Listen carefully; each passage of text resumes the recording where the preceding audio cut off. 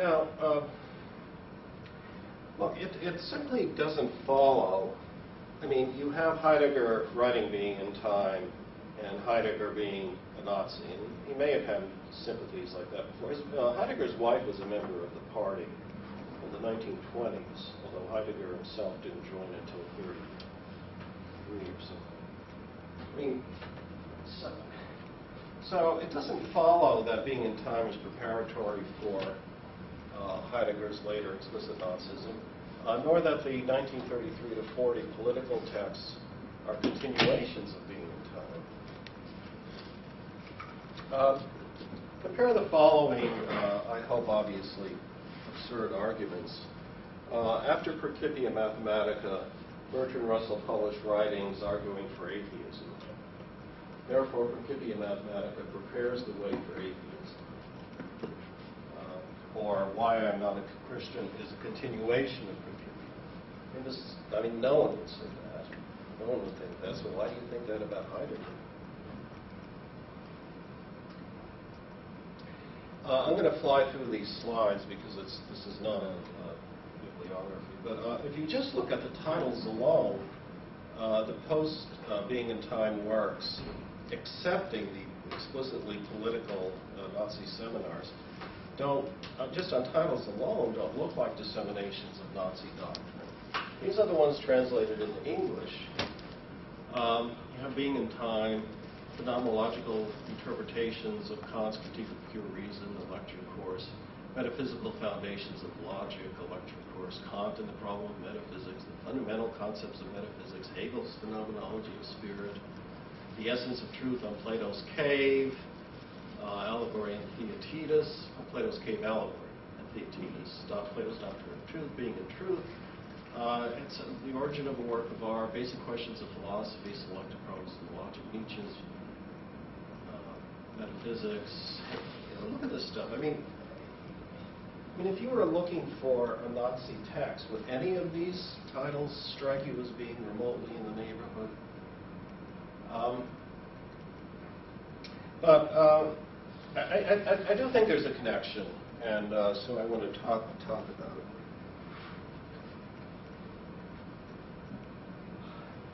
In the flyer that went out, it's sitting on the desk, the yellow one and the pink one. So the pink one is a trailer for future attractions. I say I want to talk about a really weak reason that there may be that Heidegger's later Nazi lectures, seminars, are a continuation of Being in Time, and a weak reason and a weak plus reason. And maybe I'm being a little too cute there, but I mean, so here's what I'll call the really weak reason. Heidegger, by means of of course the quotes here is Fay talking.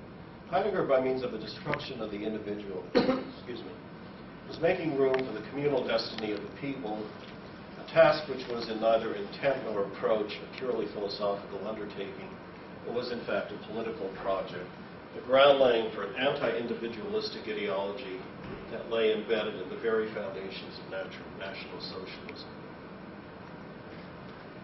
What is this destruction of the individual? Well, this is one of the key doctrines of Being in Time, which Heidegger denies a self.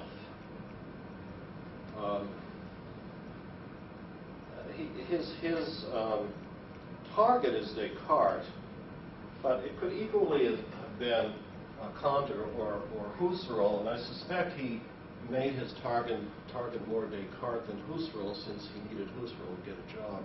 And Heidegger was nothing if not ambitious. Heidegger really wanted to be the philosopher of National Socialism, sort of official philosopher.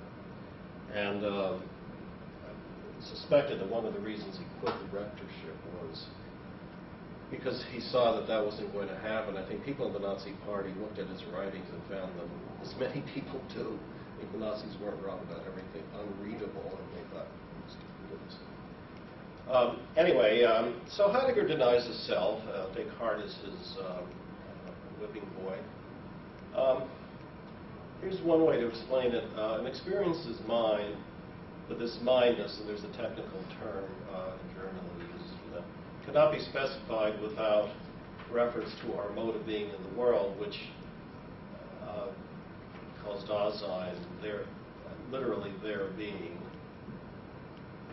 And the constitution of Dasein is an assemblage of social and historical contingencies, that is, being and time. We are in a particular point in time, and our world is the world that's locally presented to us.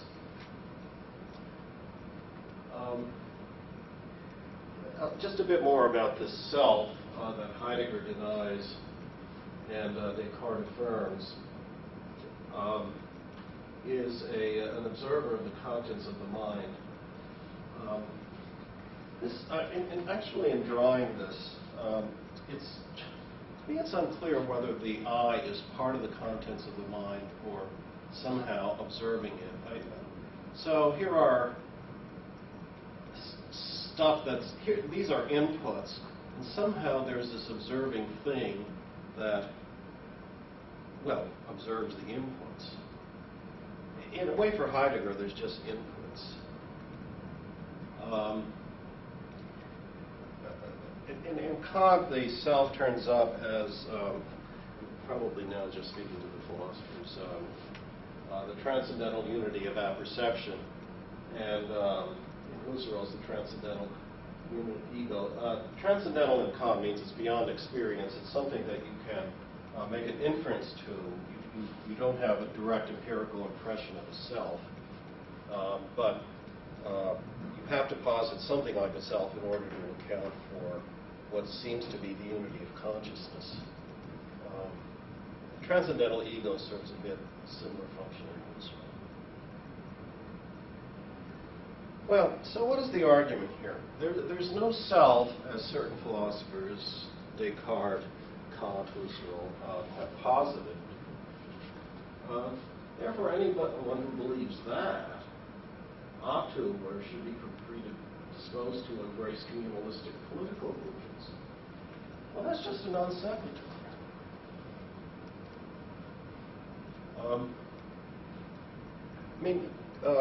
Heidegger is not the only philosopher who's denied a self. In different ways. Hume says, actually Kant agrees, there's no empirical impression of a self. Kant says, well, that's something you have to assume by a transcendental argument, or you reach by a transcendental argument. Daniel Dennett has a cognitive/computer model of the brain, and he does give an account of the self, but here's what he says. The self is a short-lasting virtual captain that comes about as a result of a small group of information parcels gaining temporary dominance. So there's all these little computational things going on in the brain, and the self is just sort of one of them gaining temporary dominance. And none of them became Nazis.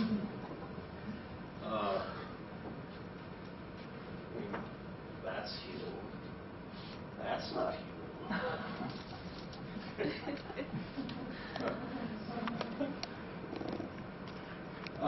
So this business about his denying his self and preparing the way for Nazism is just a bunch of hooey. There's a maybe slightly better reason. The second part of being in time is about living authentically, and this is the part that I think most influenced Sartre, who read Heidegger. And Heidegger says that to live authentically, humans must choose, but their fate is to choose. These are quotes from Being in Time. Their fate is to choose from their heritage and the happening of a community. As a result, human life's fateful destiny in and with its generation goes to make up the full, authentic happening of human life. This sounds like it's saying you got to choose, but what you got to choose is sort of what